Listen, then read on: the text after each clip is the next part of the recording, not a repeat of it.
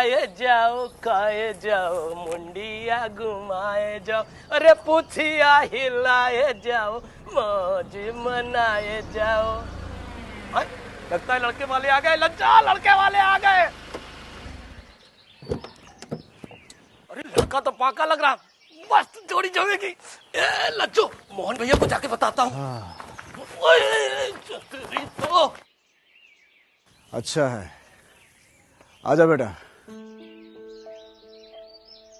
आइए आइए शंभू सिंह जी, नमस्कार नमस्कार। आइए आइए आइए आइए, लाओ भाई लाओ। अरे भाई स्वागत है आपका। नमस्ते भाई जी, आओ बेटा, आइए आइए आइए आइए बैठिए। हाँ। अरे अब निहारते ही रहोगे लोटा जी, नाश्ते पानी का इंतजाम करिए मेहमानों के लिए। अरे अरे संभल के लोटा चाचा। ये हैं जुगनी के लोटा चाचा। वैसे तो सब ठीक है, लेकिन गिरते पड़ते यानी लुढ़कते ही रहते हैं बस। देखो बताया नहीं ना। अरे सविता भाभी, मोहन भैया ने जुगनी बिटिया के लिए बड़ा खानदान ढूंढा है। रेखू खुश रहेगी आपकी जुगनी। हाँ। मोहनलाल जी, वैसे तो राजवीर को शहर में पढ़ाया है मैंने, लेकिन इसे गांव कभी भूलने नहीं दिया। खेती के साथ साथ राजवीर ने बड़ी मेहनत करके एक तबेला भी बनाया है। अच्छा। 5 गायें हैं और 10 क्रॉस ब्रीड होस्टेन के लिए बैंक से लोन भी पास हो गया है। अरे वाह, ये तो बहुत अच्छी बात है। संकर गायों से तो तबेले की रौनक बढ़ जाती है और कमाई भी बढ़ जाती है। ठाकुर साहब, आप दोनों के पूरे संस्कार हैं बेटे। अरे लाओ भाई लाओ। लीजिए लीजिए भाभी, लीजिए ठाकुर। धनतेरस से एक दिन पहले गौ पूजा वाले दिन मेरे राजवीर का जन्म हुआ है मोहनलाल जी। और तभी से गौ माता की कृपा से हमारे घर में दूध घी की नदियां बहती हैं। क्या अरे पूरी 15 गायों का तबेला है और लड़का भी एकदम गाय जैसे सीधा साधा लगता है। हाँ। तेरी तो मौज है जुगनी। रेखा, लोटा चाचा को बता दो कि हमें गाय जैसा सीधा साधा लड़का नहीं चाहिए, बल्कि हमें तो चाहिए स्मार्ट गाय जैसा लड़का शादी के लिए। Smart guy? हाँ? अरे अंग्रेजी में ना गाय का मतलब होता है लड़का, समझे कि नहीं? अच्छा अच्छा अच्छा, गाय छोड़ो, चाय पे ध्यान दो। चाय लड़के को पीनी है, कड़क चाय बननी चाहिए, मस्त है।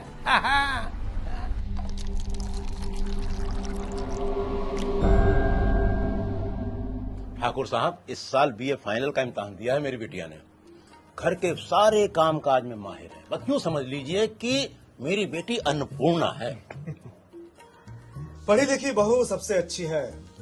बस हमारा राजवीर खेती संभाल ले और उसकी बहू तबेला, फिर तो हम राजवीर की अम्मा के साथ 4 धाम की यात्रा पे निकल जाएंगे।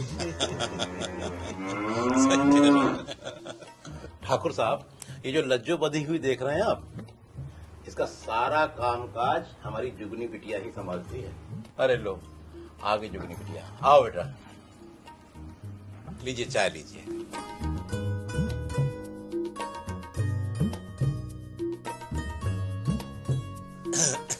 ठाकुर साहब को भी चाय दो बेटा, लीजिए साहब।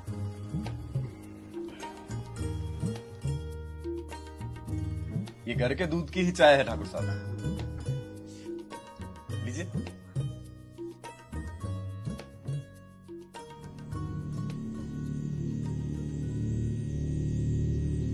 हमें ये रिश्ता मंजूर नहीं। क्या हुआ ठाकुर साहब? ये खराब दूध की चाय है। लेकिन दूध तो बस कीजिए, जिससे घर की एक गाय नहीं संभल रही है, वो हमारे घर का तबेला क्या संभालेगी? चलो सब। ठाकुर साहब, चलो। ठाकुर साहब, चलो बेटा। ठाकुर साहब मेरी बात तो सुनिए। मुझे पूरा यकीन है कि आपकी गाय को थनैला है। जांच करवाइए उसकी। थनेला? थनेला घर के अंदर और शंभू सिंह जी बाहर। अब थनेला क्या बवाल है, ये तो डॉक्टर कवि सम्राट श्री विक्रम पांडे जी ही बता पाएंगे।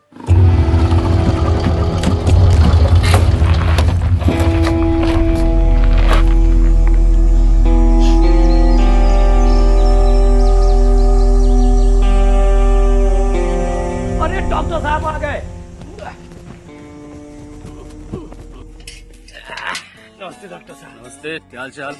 बढ़िया तो नहीं है? अरे लोटा चाचा बैग नहीं लाएंगे हमारा।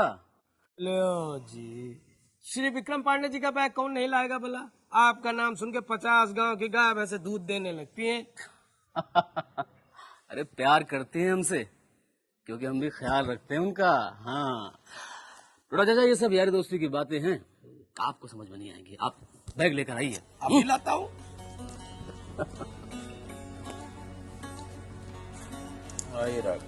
हाँ मोहनलाल जी, क्या दिक्कत है? बताओ बिटिया। डॉक्टर साहब, आजकल लज्जों का दूध 2-3 घंटे भी नहीं टिकता। सुबह का दूध दोपहर को खराब हो जाता है। देखिए ना।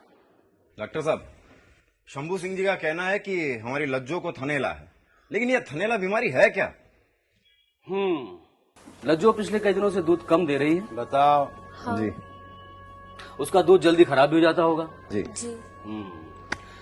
ये मेस्टाइटिस यानी थनीला के लक्षण हैं।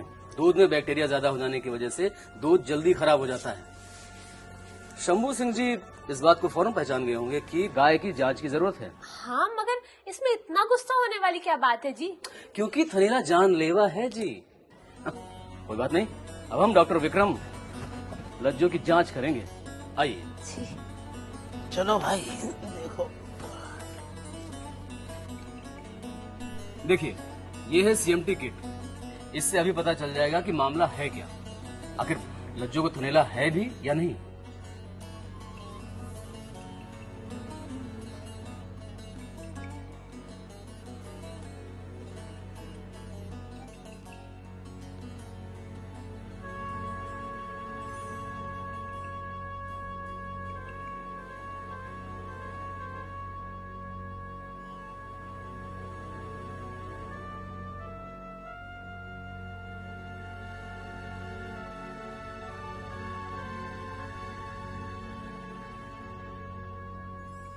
ये देखिए मोहनलाल जी, इससे साफ पता चलता है कि आपकी लज्जो को मेस्टाइटिस यानी थनीला हो चुका है।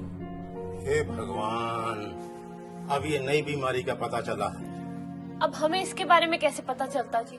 बहुत आसान है जी। ये देखिए, ये है मेस्टाइटिस डिटेक्शन स्ट्रिप यानी जांच पट्टी। इसके जरिए आप पता लगा सकते हैं कि आपके पशु को थनेला यानी मेस्टाइटिस है या नहीं।